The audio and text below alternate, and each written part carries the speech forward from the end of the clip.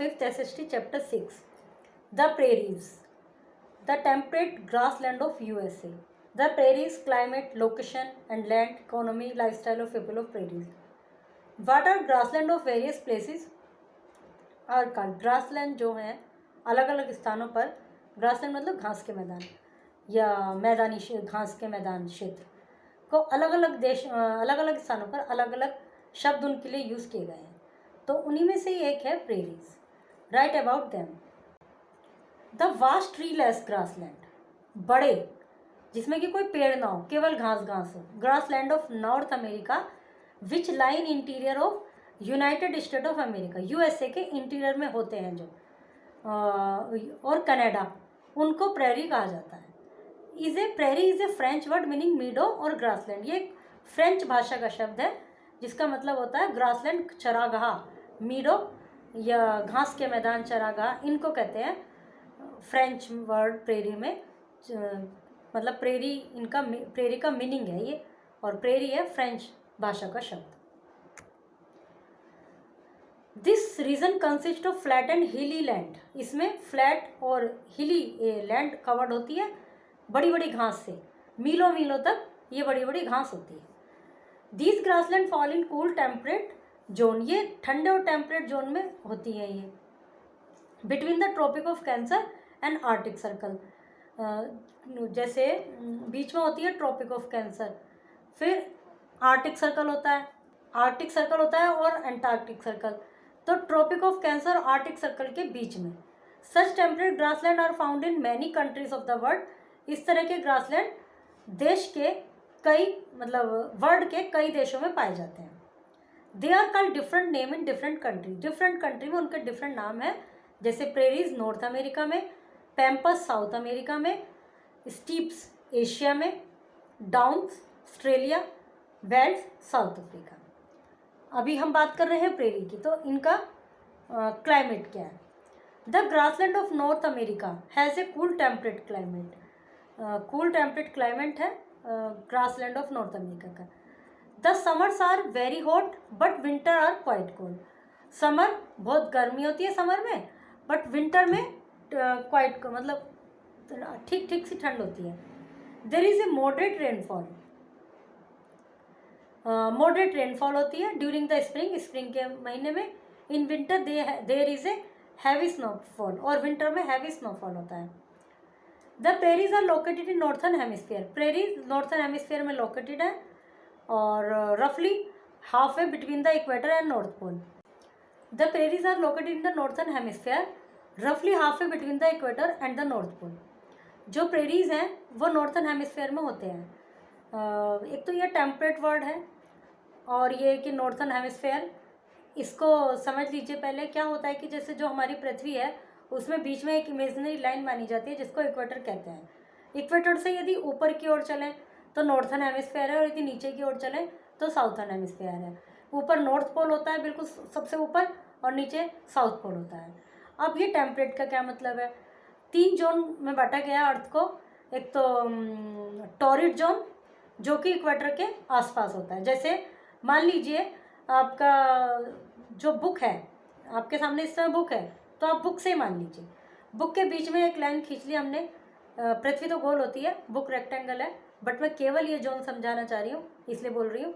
Book के बीच में हमने सेंटर में एक लाइन मान ली, इमेजिनरी लाइन, तो सेंटर को हमने मान लिया 0 डिग्री दोनों तरफ। यहाँ इधर भी 0 लिख दिया, इधर भी 0 लिख दिया। अब उससे थोड़ा सा ऊपर चले सेंटर से, यहाँ वो हो गया टॉरिड जोन। थोड़ा सा नीचे आए, यहाँ ये भी हो गया टॉरिड जोन। अब इधर और ऊपर चले और इधर भी और नीचे आए तो ये हो गया हमारा टेम्परेट जोन।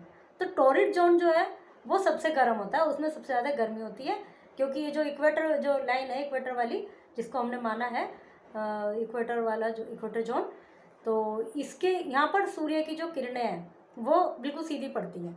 तो इसके ऊपर, इधर भी ऊपर, इधर ऊपर नीचे का जो क्षेत्र है बिल्कुल पास का, 0 से यदि हम इस सारे हिस्से को 60 भागों में डिवाइड करें मान लीजिए, तो जो 20 तक है, 0 से 20 तक, और नीचे भी 0 से 20 तक, ये हो गया हमारा टॉरिड जोन। फिर 20 से 40 तक का ऊपर भी और नीचे भी, ये हो गया हमारा टेम्परेट जोन, जहाँ पर कि मॉडरेट है, ना बहुत ज़्यादा गर्मी है ना बहुत ज़्यादा सर्दी है। फिर जो 40 से 60 तक का है, ऊपर भी और नीचे भी, वो हो गया हमारा फ्रिजिड जोन। फ्रिज जोन मतलब वहाँ पर बिल्कुल ठंडा है एकदम, बिल्कुल आर्कटिक सर्कल, और नीचे मतलब नॉर्थ पोल और नीचे साउथ पोल। तो ये जो नॉर्दर्न हेमिस्फीयर की बात चल रही है, ये जो अपना इक्वेटर है, इससे ऊपर की तरफ जा रहे हैं, टॉरिड जोन को ख़त्म कर दिया, नॉर्दर्न हेमिस्फीयर की तरफ जा रहे हैं और टेम्परेट जोन में आ गए नॉर्थ की तरफ। तो वहाँ पर ये प्रेरीज लोकेट करते हैं। रफली half way between the equator and the north pole, equator और नॉर्थ पोल के हाफ में। अभी जो पूरी पृथ्वी का जो हाफ है वो तो हमारा हो गया इक्वेटर, हमने इधर भी 0 लिख लिया, इधर भी 0 लिख लिया। अब हम यदि ऊपर की तरफ चल रहे हैं तो नॉर्थ पोल और इक्वेटर के बीच में लगभग हाफ, तो वही टेम्परेट जोन वाला एरिया हमारा आ गया, वहाँ पर होता है। The area was once covered with thick tall grass, पहले वहाँ पर थिक और टॉल ग्रास थी before the coming of Europeans के आने से पहले। It was a grazing around for bisons, उनके लिए ग्रेजिंग का घास का मैदान था, मतलब अपने पशुओं को चराते थे। बिसन्स, अच्छा, उनके लिए मतलब वो चढ़ते थे वहाँ पर। यूरोपियंस अपने जो उनके कैटल्स थे उनको वहाँ चराते थे। Today it is the biggest farming region of the world, ये फार्मिंग रीजन है संसार का। The Mississippi and the Missouri are 2 big river, ये 2 नदियाँ हैं जिनसे इन क्षेत्र से होकर गुजरती है और जिनसे यहाँ पर पर्याप्त वाटर मिलता है सिंचाई के लिए। तो ये तो हमारी हो गई लोकेशन का। अब आपको क्लियर हो गया कि इसको टेम्परेट जोन क्यों कहा जा रहा है, क्योंकि ये इक्वेटर और नॉर्थ पोल के बीच में आ रहा है और ये टॉरिड जोन से ऊपर है और फ्रिज जोन से नीचे है। टॉरिड जोन बहुत गर्म क्षेत्र, फ्रिज जोन बहुत ठंडा क्षेत्र, उनके बीच में है। Economy, today fertile prairies are intensively cultivated, fertile prairies जो है उनको कल्टिवेट किया जा रहा है। The main activities including cultivation, जो मेन यहाँ पे कल्टिवेशन होती है मेज ईस्ट पार्ट में, वीट सेंट्रल और कैटल रियरिंग वेस्ट पार्ट में। Other important crops are grown, जो अन्य महत्वपूर्ण फसल है वो है बार्ले, रे, ओट्स, न्यूट्रिशियस ग्रासेस, इस तरह की ग्रास जो कि न्यूट्रिशियस से भरी होती हैं। Farmer produce enough wheat for the whole country, जो यहाँ के किसान हैं पूरे देश के लिए एनफ वीट ग्रो करते हैं, जिस वजह से इसको wheat basket of the world कहा जाता है, संसार की गेहूं की टोकरी। लाइफ स्टाइल ऑफ पीपल, यहाँ के लोगों का लाइफ स्टाइल क्या है। Farmer in prairies have huge farms which stretch over 1000 of एकड़, खूब बड़े बड़े फार्म हैं जो कि 1000 ऑफ एकड़ ज़मीन में फैले हुए हैं।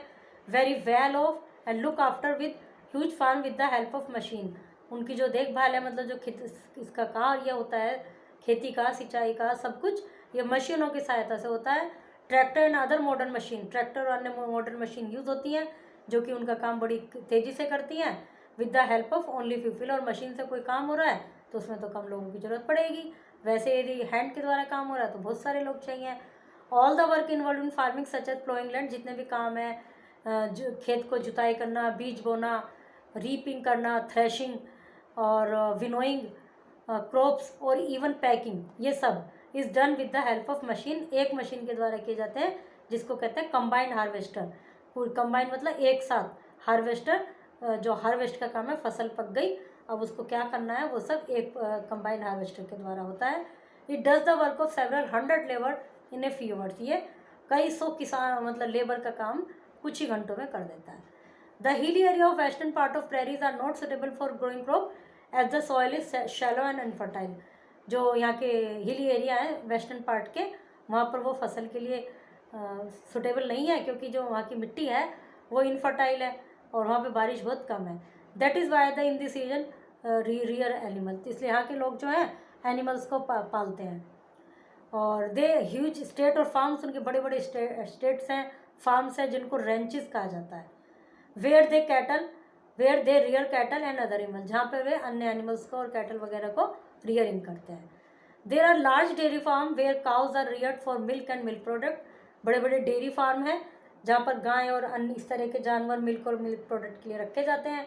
These farms are equipped with modern machine, ये भी मॉडर्न मशीन से इक्विप्ड है मतलब सुसज्जित है। विच डू मिल्किंग, जो क्या क्या काम करते हैं, दूध निकालने का काम करते हैं, मिल्क को स्टोर करने का काम करते हैं, मिल्क प्रोडक्ट को बनाते हैं, सब काम मशीनों के द्वारा होता है। Very little man power needed for this, बहुत ही लिटिल मैन पावर जरूरत पड़ती है यहाँ पर। Many minerals are found in the prairies में मिनरल्स भी पाए जाते हैं। लिग्नाइट, कोयल, mineral oil are mined in large quantity, ये लार्ज क्वांटिटी में माइन किए जाते हैं। Oil crushing factories and oil refining have been developed. Oil crushing factories और ऑयल रिफाइनरीज ये यहाँ पर काफ़ी डेवलप्ड है। The important industries in the prairies are meat packing. जो इम्पोर्टेंट इंडस्ट्रीज हैं वो मीट पैकिंग फैक्ट्रीज हैं, फ्लोर मिल्स हैं। People living in prairies are continuously trying to improve their life style. यहाँ के लोग लगातार अपने लाइफ स्टाइल को इम्प्रूव करने का प्रयास कर रहे हैं।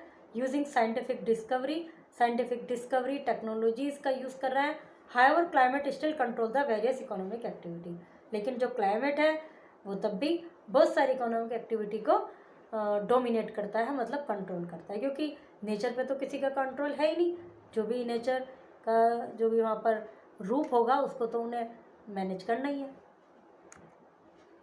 Prairies are situated in the central part of North America. They have an extreme climate with hot summer and cold winter. Prairies are world's largest farming region. They are called wheat basket of the world. Huge farms are looked after with the help of modern farm machine. Cattle are reared in ranches for their meat. In dairy farm, cattle are reared for milk and milk product. The industries are meat packing, oil crushing, flour mills and oil extracting. ये कहाँ का world है prairies? French. Most of the grassland of world are found in temperate zone. Prairies are called wheat basket of world. Prairies are very well off and look after with huge farm with the help of machines. Prairies have huge state of farms where they rear cattle and cattle are also ranches are called. Cattle are called ranches. The economic activities of the region depend upon climate. Fill in the blanks. True false. The word prairies is a French word. Word prairies French word है जिसका मतलब है meadow और grassland. Grassland fall in tropical zone. Grassland tropical zone में रहते हैं. The prairies are now biggest wheat growing region in the world.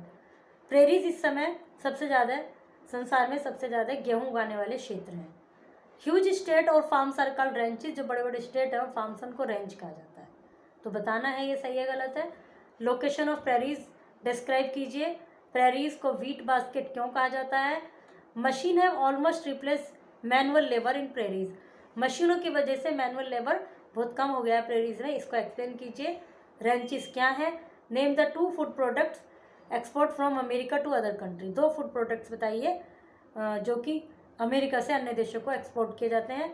The word prairie, इसका मतलब इनके लिए वर्ड लिखिए और इनको मैच कीजिए कि किस घास के मैदान को कहाँ पर क्या कहा जाता है. Okay, chapter is completed.